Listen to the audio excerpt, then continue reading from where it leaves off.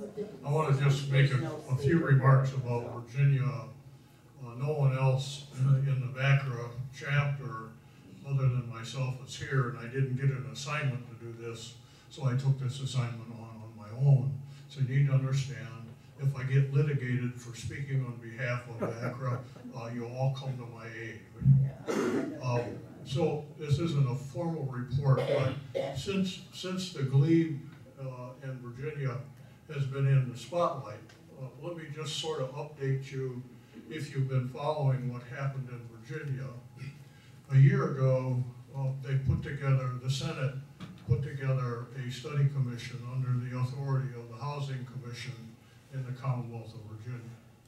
And the purpose of that study committee was to get the diverse group of stakeholders and providers, which we're all familiar with in terms of a process, and to look at what some of the critical issues were. One of the people who consistently attended those meetings was the Commissioner of Revenue in the Commonwealth of Virginia. The result of a year's worth of meetings and testimony, the original intent was to seek the potential for legislation to put residents on the board of directors or the board of trustees of CCRCs. What that turned into was a more broader based conversation. The end result was we're not going to do anything legislatively at the moment. But what came out of the hearings were the kinds of things that we have heard in other places across the country over and over and over again, like contract language. It ought to be standardized, like putting it, when you make sure that when you do your planning that an actuary is involved.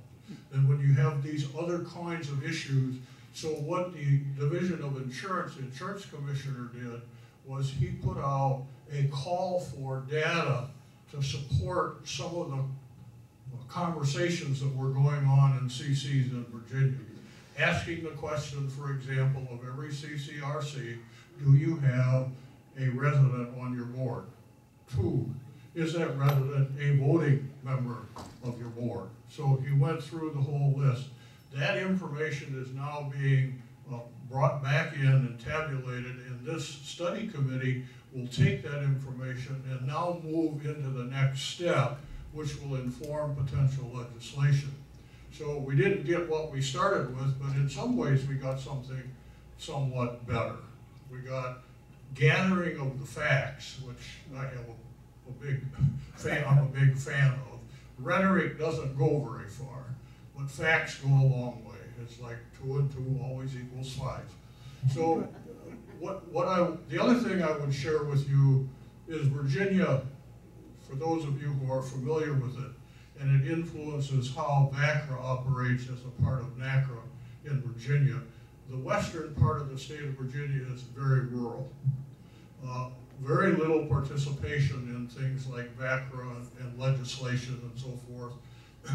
What our current president, Peter Straub, is trying to do is he's trying to organize Virginia NaCCRA on a regional basis. 4 regions in the Commonwealth of Virginia. So that's taken up a lot of his energy and time since he's become the president of NaCCRA. We're going to meet in 2 weeks, and we're going to try to formalize that plan so that we can begin to have more representation on NaCCRA and more members in NaCCRA, and then hopefully as we move through that, we will also increase the membership in NaCCRA. So that's a current update. Let me make one other comment about Virginia that I just learned about a couple of weeks ago. There is a bill currently been introduced in the Senate in Virginia, and a comment about ombudsman.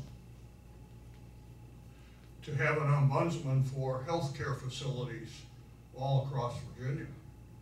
For those of you familiar with the concept of an ombudsman, I think this is a growing issue. And one of the reasons it is, if you follow the history and the purpose of an ombudsman's role in anything, is a very independent-minded evaluator of what the problem is. It's not this particular person or this particular organization's interest. It's what's in the best interest of the intended consumer or the patient or the resident. And it's extremely the position is extremely independent.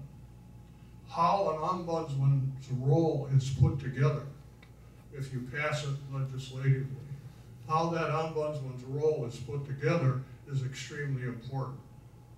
And one of the things that's very important for those of you who may be engaged in this process in your state, it's important that discovery and subpoena be a part of the role of an ombudsman.